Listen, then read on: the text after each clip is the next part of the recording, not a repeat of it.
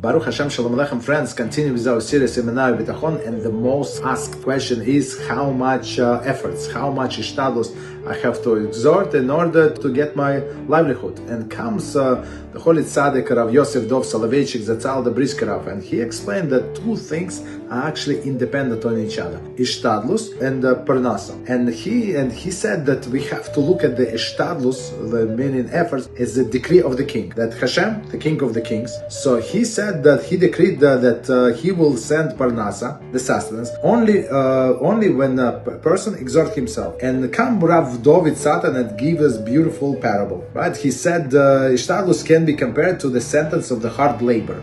But anyone who work extra hours? Of course not, right? So too is regarding Hishtadlus. We are required to perform necessary Hishtadlus, and once we do so, right, we can relax. So because we fulfill our quota, one who invests extra Hishtadlus, exhort himself more than it has to, is similar to one who labors beyond the hours of he was sentenced. Meaning that these guys that went to the bank and they see this guy going back with his shovel, they would not like it very, very much. So he gets himself in trouble to do it. So you were sentenced, you're forced to work, so do only up to here. So, and our sages bring this as a quote from Eov 5:7, but it says, man is born to toil. And that's Hashem's desire, that a person who does not toil will not eat. But after a person did what is incumbent upon him, right, meaning in a sense pay his debt by engaging in any occupation, wherever is it, right, he should rely on Hashem, that Hashem is going to provide him with a sustenance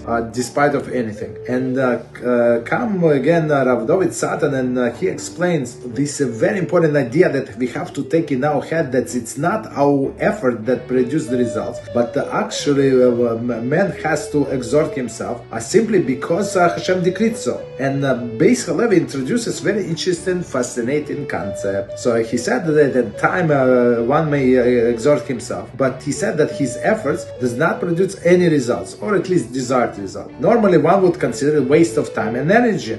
However, this is not true. So all Hashem is required for us is actually to make efforts with Hishtadlus. And once man done so, right, Hashem will provide him with his needs. We must believe that even if we invest the required effort, our sustenance can come from anywhere, independent on our attempts to obtain it. So meaning Hashem's resources are not limited, and he does not depend on our Hishtadlus. So you work in this area, and Hashem is going to send you money from somewhere else. You and Canada died, and you the sole heir for $3 million.